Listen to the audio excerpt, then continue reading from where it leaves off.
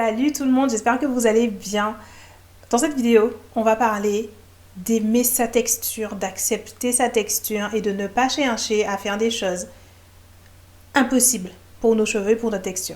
Et en particulier, je vais vous présenter ça sous l'angle des différents grains de cheveux crépus et de la différence que ça fait. Parce que beaucoup de personnes viennent me dire, je comprends pas, mes cheveux ne font pas ça. Et on peut voir sur internet toutes sortes de fails de coiffure que je perçois comme moi, des gens qui ont des cheveux en texture grain de sable, qui essayent d'obtenir un résultat d'apparence de cheveux de gens qui ont des cheveux ronds.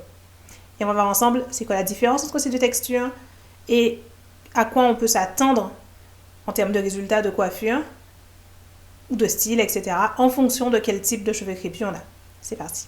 Déjà, avant de commencer, ce que vous voyez là, c'est le reste de la coloration. La vidéo que j'ai publiée, c'était vendredi dernier, je crois, je sais plus. Donc j'ai mis la coloration, aujourd'hui on est lundi. J'ai mis cette coloration donc dimanche de la semaine d'avant. Donc on est au jour 8, donc c'est déjà devenu plutôt pâle. On voit un reflet de rouge ici, un reflet de bleu ici, mais dans l'ensemble, bien avant le shampoing, en fait, la couleur pâlit beaucoup et s'en va. Juste pour votre information. Ok, donc parlons texture de cheveux crépus. J'ai identifié il y a plusieurs années de ça, quand j'ai commencé à faire du coaching capillaire, des ateliers à Paris en fait. Finalement, à force de voir passer tellement de gens sous la main, littéralement sous ma main, en atelier, on manipulait, etc., qui avaient en fait deux grandes catégories de cheveux crépus, deux grands types de texture, au niveau de vraiment comment se comporte le grain capillaire.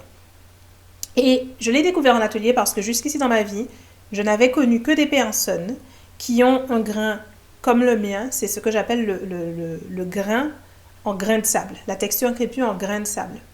Et c'est en faisant des ateliers, en rencontrant des gens, que j'ai vu qu'il existait des cheveux crépus ronds. Et je vais vous expliquer la différence.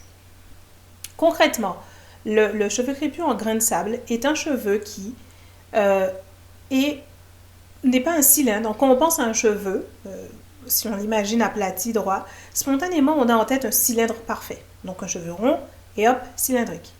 Et du coup, si le cheveu est lisse, on imagine le cylindre tout droit. Si c'est un cheveu ondulé, on imagine le cylindre faisant des grandes vagues. Si c'est des boucles, on imagine le cylindre faire des boucles, etc. Mais le cheveu crépus est différent. Et ce que moi j'ai appris au début, à mon époque du retour au naturel, c'est que ce qui caractérisait la texture crépue, c'était le fait que le cheveu crépus n'est pas un cylindre bien rond, mais un cylindre aplati. Donc plutôt comme une ellipse, comme un ovale aplati. Et que c'était ça le cheveu crépus. Et que c'était parce que le cylindre crépus était aplati que ça formait toutes ces petites bouclettes chaotiques. Et encore ce que j'avais appris à l'époque, dans les manuels, me disait que un cheveu bouclé et non crépus avait une texture ronde et pas donc grain de sable oblique comme un cheveu crépus, et que c'est pour ça que le cheveu bouclé était différent visuellement, avait toute cette brillance, etc. Et qu'un cheveu crépus, il était forcément avec cette texture en grain de sable plus terne.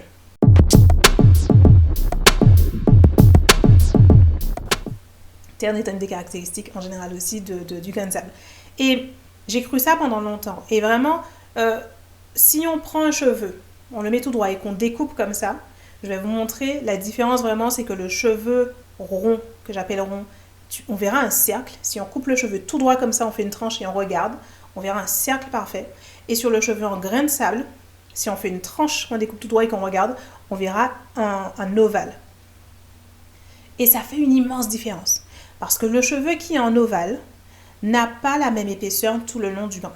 Le cheveu qui est en ovale, par son essence, par sa structure, il va s'affiner à chaque fois qu'il y aura un tour de boucle. À chaque tour de boucle, le cheveu est plus fin. Et en fait, le cheveu, il est tordu sur lui-même. Et en fait, c'est ça qui fait qu'il a cette texture ovale. On prend le cylindre, on le tord comme on dessort un torchon, par exemple, et ça prend ce qui était à la base un cylindre et ça en fait un ovale. Et si vous imaginez à nouveau ce torchon pressé, vous allez vous rendre compte assez rapidement que non seulement ça fait un cheveu qui est en forme à cylindre, mais ça fait aussi un cheveu qui est très irrégulier, en fait. Soudain, on n'a pas une épaisseur lisse tout du long, une épaisseur égale. On a au contraire une texture très irrégulière, avec beaucoup d'aspérité, avec des creux, des épaisseurs, et à aucun moment, le long du brin, le long de la fibre capillaire, pour un cheveu en grain de sable, on a un toucher lisse. À aucun moment. Et pour moi, tous les cheveux crépus étaient comme ça. Donc.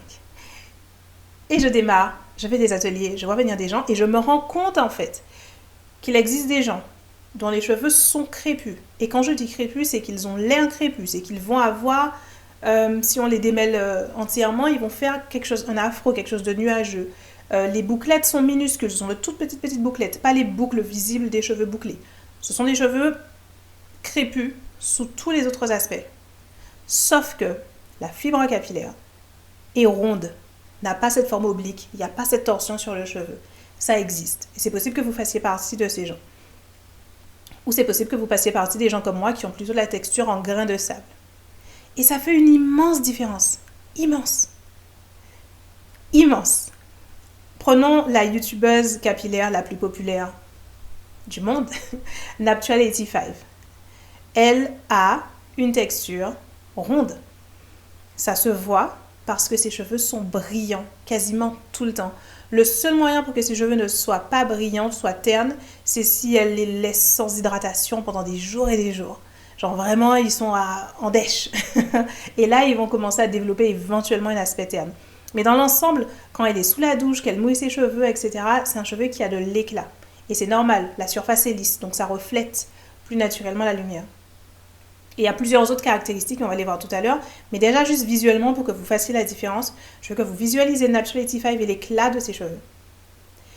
Et que vous visualisez d'un côté, je vais vous prendre l'exemple d'une autre youtubeuse. C'est quoi son nom déjà? Latoya Ebony.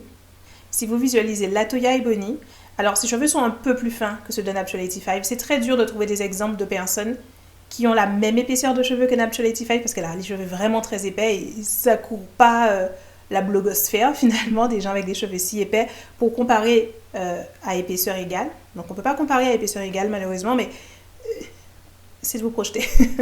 Donc voilà pour la différence visuelle. Maintenant, il y a beaucoup d'autres différences entre la façon dont vont fonctionner et réagir des cheveux à la texture en grain de sable et des cheveux à la texture ronde. Et on va dérouler tout ça dans cette vidéo.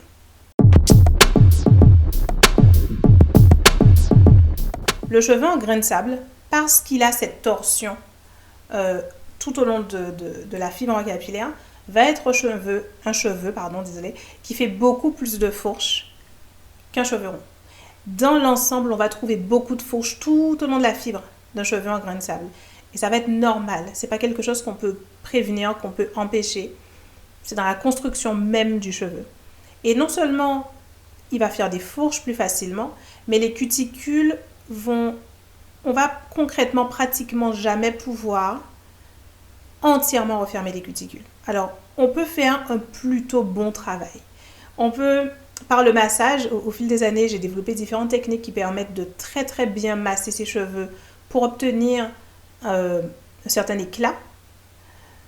Vous l'avez vu dans mes vidéos, j'ai fait une vidéo l'année dernière dans laquelle je parlais d'avoir les cheveux brillants sans avoir les cheveux gras.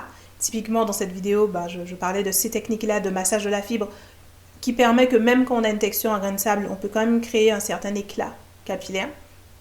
Mais de base, sans insister, on va dire, le cheveu en grain de sable n'a pas un très bon éclat. C'est un cheveu qui va être...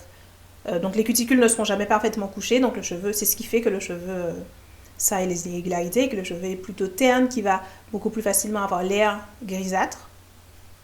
Et conséquence du fait que les cuticules sont souvent au moins légèrement ouvertes, jamais parfaitement fermées, c'est que ce sont des cheveux qui vont beaucoup s'accrocher. S'accrocher entre eux, s'accrocher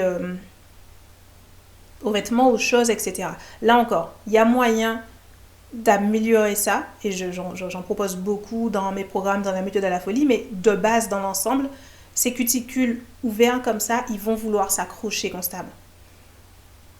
La conséquence de ça, c'est que c'est plus difficile d'avoir des mises en plis nettes sur un cheveu en grain de sable que sur un cheveu rond. Ça va nécessiter un peu plus d'effort, un peu plus de manipulation, massage, etc. des cheveux pour obtenir une mise en pli qui sera nette, pour obtenir des mèches individuelles qui vont pas faire des frisottis et qui vont pas faire quelque chose qui finalement va assez rapidement ressembler à nouveau à un afro et pas du tout à la mise en pli qu'on essaye de faire. Autre problématique posée par le cheveu en grain de sable, toujours à cause des cuticules plus relevées, mais aussi à cause du fait que la bouclette aura tendance à être plus chaotique sur un cheveu en grain de sable, c'est-à-dire on va avoir rarement une boucle qui va dans la même direction tout au long du brin. Il y aura des changements de direction, donc ça peut boucler dans ce sens, et puis d'un coup, hop, ça fait un truc bizarre et ça commence à boucler dans l'autre sens. Et ça peut changer plusieurs fois le long de la fibre capillaire. Quand on a donc cette texture en grain de sable, à cause de ce mouvement chaotique de la bouclette, les nœuds sont également plus fréquents. En tout cas, ils peuvent se former beaucoup plus facilement. Ils sont encouragés en fait par le fait que les boucles partent un peu dans tous les sens. Ça va beaucoup plus facilement provoquer des nœuds. Du coup, si je devais donner des points, des astuces, des points d'attention, si on a les cheveux en grain de sable, le premier, ce serait de toujours garder ses cheveux lubrifiés. Il faut penser de lubrification. Moi, j'ai les cheveux en grain de sable et je suis connue pour la tonne de produits que j'utilise. Pas tant sur YouTube, je crois que je publie suffisamment peu de vidéos de coiffure pour que, si vous n'êtes pas dans mes programmes, vous ne savez pas. Mais c'est nécessaire pour obtenir des coiffures sans frisottis. C'est nécessaire pour éviter que les cheveux du coup ne s'accrochent trop entre eux, ne s'emmêlent entre eux, pour éviter qu'il y ait trop de fourches, pour éviter qu'il y ait trop de nœuds, pour éviter qu'il y ait trop de casses. Et aussi, du coup, avoir des coiffures plus nettes, un résultat plus éclatant. Lubrification. Il faut lubrifier le cheveu en grain de sable pour l'apparence et pour l'entretien. Donc je me répète, mais éviter d'accentuer le problème de fourche et éviter d'accentuer le problème de nœuds. Ou éviter complètement d'ailleurs que le cheveu fasse trop de nœuds.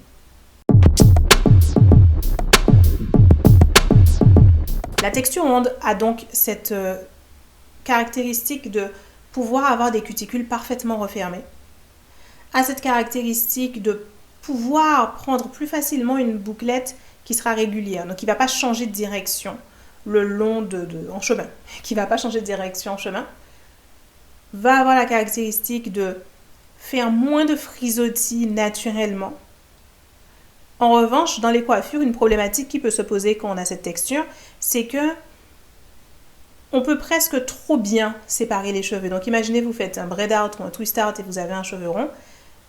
Le fait que vos cheveux ne s'accrochent pas tant que ça entre eux va faire que vous allez pouvoir diviser sans que ça fasse une tonne de frisottis, mais en même temps, du coup, à un moment donné, c'est plus un twist out, c'est plus un braid out, c'est plus un mèche à mèche. Au bout d'un moment, on a trop divisé. Au bout d'un moment, on n'a plus cet effet de mèche et de boucle et de mise en pli qu'on essayait de faire.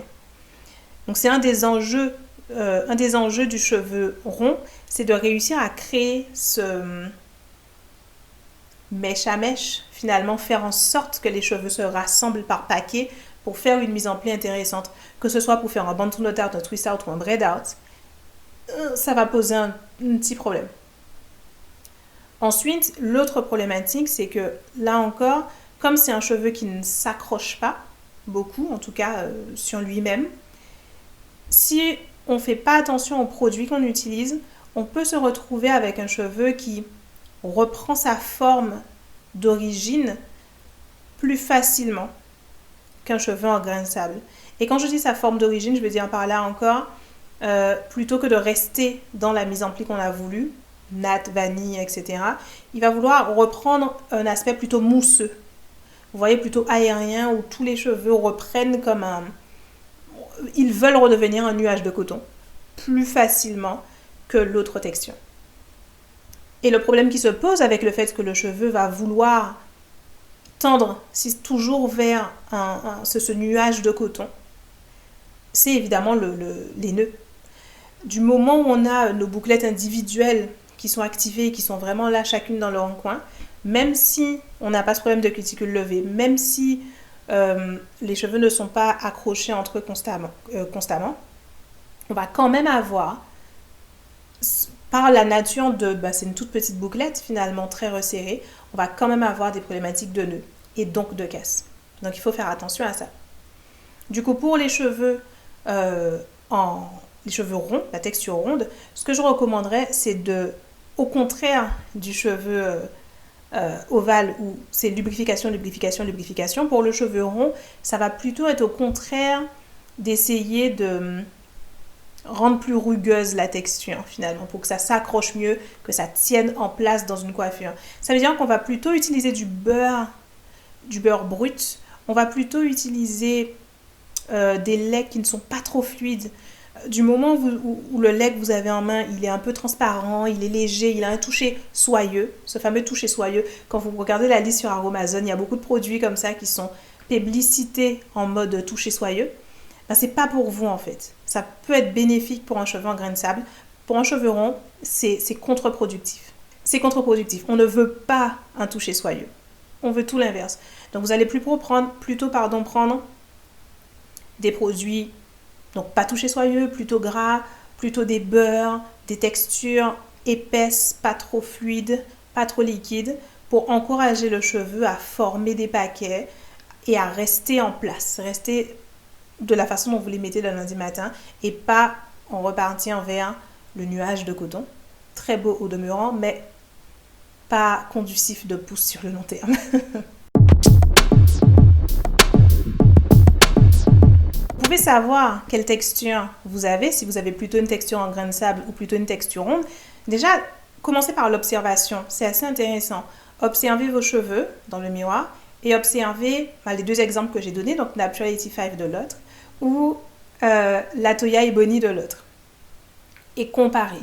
Voyez de quel côté vos cheveux penchent finalement en réalité, en termes d'apparence, d'éclat, etc. Et la deuxième chose que vous pouvez faire, évidemment, c'est le toucher. En touchant vos cheveux, en touchant un brin de vos cheveux, ça se sent en fait. Le cheveu en grain de sable, il est irrégulier et rugueux. Ça se sent immédiatement sous les doigts que ça fait des dodanes, on sent des aspérités, etc. Alors que si vous avez un cheveu rond, quand vous allez toucher un brin de vos cheveux, vous allez sentir qu'il n'y a aucune aspérité. Ça continue tout droit. Et vous pouvez sentir une aspérité. Si vous sentez juste une aspérité le long du cheveu, ou juste deux, ou ce ne sont pas des aspérités tout du long, ça veut dire que vous avez un cheveu rond, simplement vous avez des fourches en chemin. Et les fourches, vous savez, c'est pas seulement un truc qui se divise en deux, parfois c'est un petit, comme une bulle qui se forme à l'intérieur du cheveu, et donc que vous allez sentir comme une aspérité, mais c'est juste une ou deux, c'est pas tout au long de la fibre, donc vous avez quand même un cheveu rond. Voilà, j'espère que cette vidéo vous aura été utile, que vous allez pouvoir du coup aussi visualiser ce qui est, en termes de résultats de coiffure, ce qui est réellement faisable pour votre texture ou pas.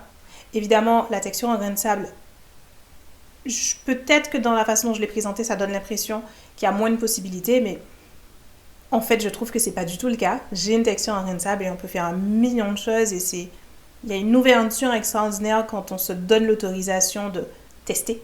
Et il s'avère que je me donne l'autorisation de tester et j'adore. Donc je vais aussi mettre en avant cette année sur ma chaîne tout ce qu'on peut faire avec chacune de ces variantes de cheveux crépus et à quel point en fait on a de la chance d'avoir des cheveux crépus et on a un monde de possibilités qui s'ouvre à nous. Il faut juste être consciente à chaque fois de ce qu'on a. Voilà mes cheveux, voilà ma texture, ils sont comme ci, c'est comme ci, c'est comme ça. Et aller dans cette direction-là. Et de ne pas essayer de forcer nos cheveux à faire des choses qui ne sont absolument pas naturelles pour lui, pour notre cheveu, pour notre texture, et qui du coup ne vont faire que nous frustrer finalement. On tente ça, on tente, mais ça marche pas, ça marche pas. Et c'est comme ça qu'on se retrouve à dire, ouais, mais les cheveux crépus c'est difficile, ou mes cheveux c'est chiant, non, j'adore mes cheveux, mais quand même, c'est juste que nanani, c'est juste que nanana. C'est parce qu'on essaie de leur faire des choses qui ne sont pas naturelles. Quand on va dans la direction de ses cheveux, il se passe des choses extraordinaires. Je vous dis à bientôt pour la prochaine vidéo. Ciao.